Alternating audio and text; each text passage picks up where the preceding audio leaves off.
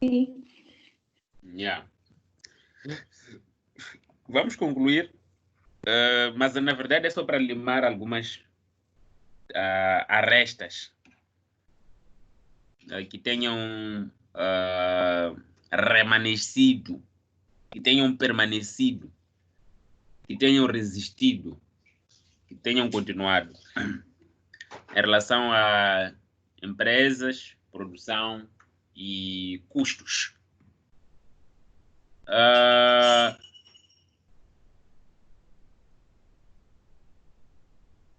De lembrar que quem produz é uma empresa, produz para oferecer, e quando produz, usa fatores de produção, e nesse processo tem custos associados aos fatores de produção.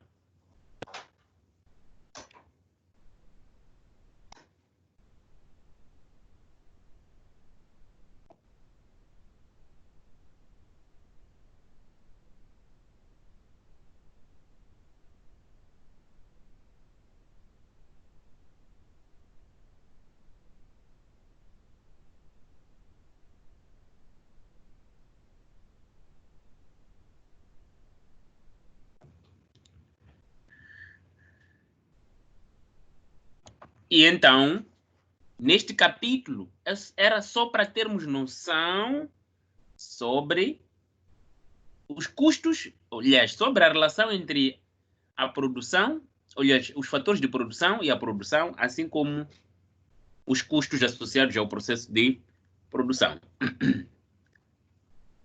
Então, conhecemos os fatores de produção clássicos, que são trabalho, capital, terra, que são usados para produzir bens e serviços.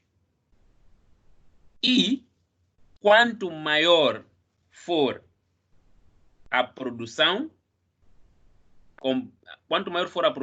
usando o menos ou a menor quantidade de fatores de produção possível, chama-se eficiência técnica.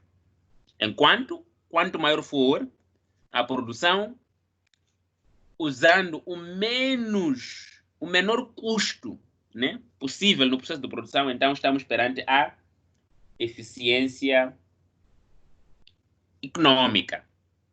Técnica, quantidade de insumo, enquanto que econômica tem a ver com o custo dos insumos. Ok? Enquanto que a função produção relaciona as quantidades dos fatores de produção, que é a quantidade física dos fatores de produção, a oferta relaciona a produção com preços, conforme tínhamos já dado referência. O curto prazo no processo de produção tem a ver com o fator fixo. No curto prazo, existe pelo menos um fator de produção que é fixo. Enquanto que no longo prazo, todos os fatores são variáveis. Demos exemplos na aula passada. O produto médio é quanto é que cada trabalhador ou quanto é que cada fator de produção produz em média. Enquanto que o produto marginal é o produto adicional, ou a quantidade adicional de produção que o último fator de produção empregue trouxe. Ok?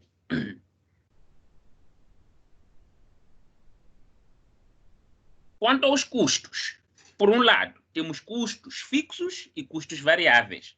O somatório de custos fixos e custos variáveis vai nos dar o custo total. E, como já disse, o custo fixo é aquele que não varia com o aumento da produção. Por exemplo, a renda do estabelecimento comercial, a depreciação dos equipamentos, ok? Enquanto que o custo variável varia, ou seja, é variável porque varia, aumenta com a quantidade produzida. Demos o exemplo, ok? Da matéria-prima usada para o processo produtivo. É médio quando nós queremos saber do total da produção que nós temos, qual é o custo associado a cada unidade produzida, o custo médio associado a cada unidade produzida.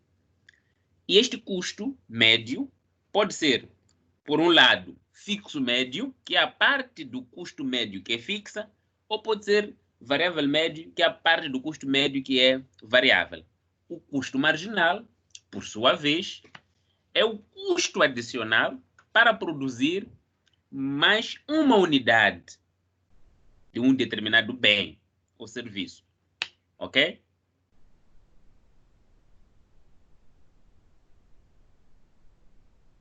Idem, tanto no curto quanto no longo prazo, a diferença é a mesma.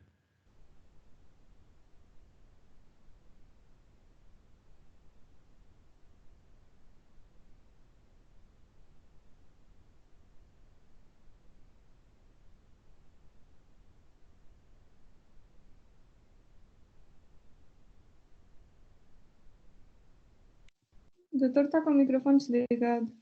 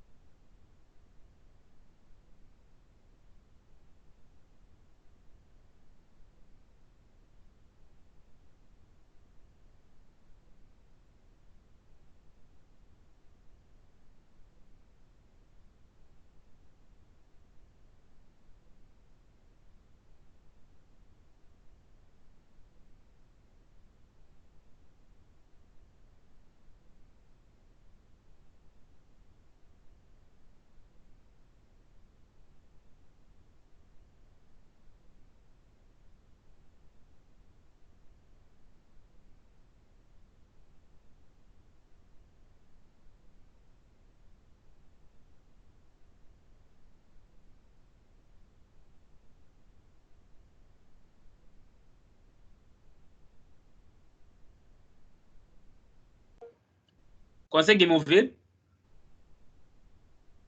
Agora sim, doutor. Então, tudo que falei há 10 minutos, nada. Há um tempo, eu avisei, só que acho que o doutor não percebeu. Ok. Obrigado. Consegue ver alguma coisa agora, né? Sim, sim, conseguimos ver e ouvir. Ok. Obrigado. Então, como estava a dizer, tanto nos custos quanto na produção, a diferença entre curto e longo prazo reside na existência de fatores fixos. Fatores fixos no processo de produção vão resultar em custos fixos na questão de custos, na teoria de custos. Ok? E, basicamente, para além disso, a outra coisa que vocês devem ter noção são os rendimentos à escala ou economias de escala. Estamos juntos.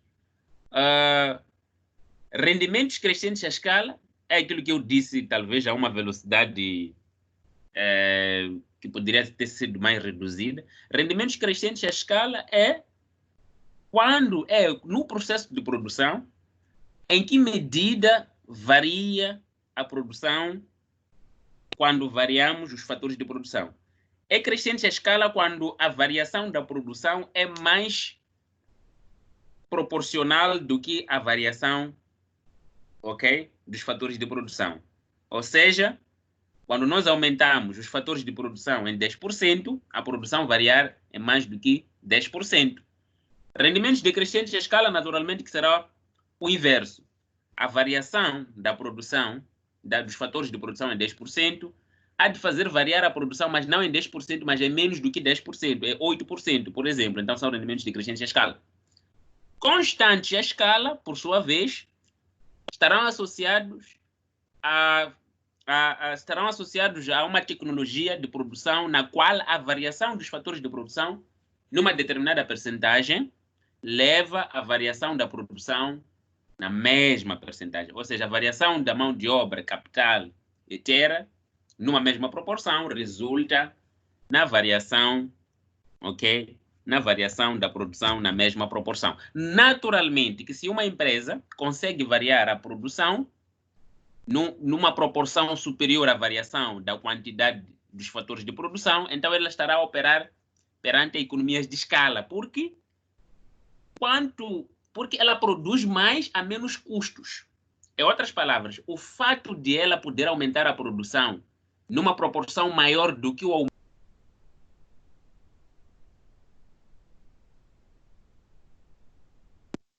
Doutor, não conseguimos ouvir.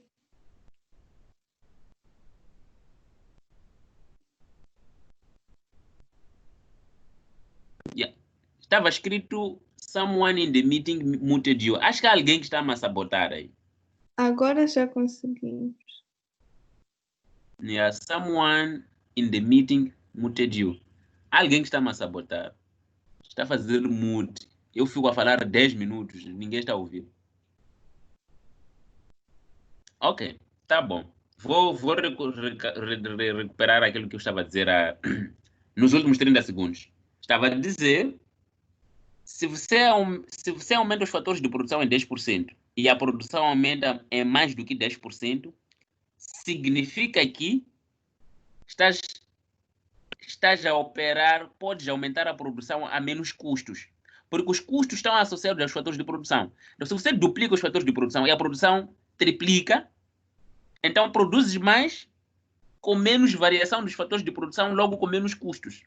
Então estarás a operar perante economias de escala, onde o custo médio de cada unidade produzida estará a reduzir. Estão a entender, né? O custo por unidade. Estão a entender, né? Ou seja, quanto mais aumentas a produção, os custos de produzir a cada uma das unidades tendem a reduzir. Em outras palavras, os custos aumentam menos proporcionalmente do que o aumento da produção, né? Sais de 2 para produzir 4, mas os custos saem de 2 para 3. Logo, o custo médio estará a reduzir, o custo por cada unidade produzida. Nós demos exemplo de Vodacom, MCL. Quando entram mais de 1000 clientes, não precisam instalar uma antena mesmo. Quando aqui na zona, dos que tem, por exemplo, temos mais de 1000 utilizadores, a Vodacom não precisa incorrer os mesmos custos que teve no início. Esses 1000 clientes, utilizadores, não irão implicar 1000 vezes o custo, ok, de fornecer o serviço. Porque tem benefício de economias de escala. Ok? Da produção, vamos para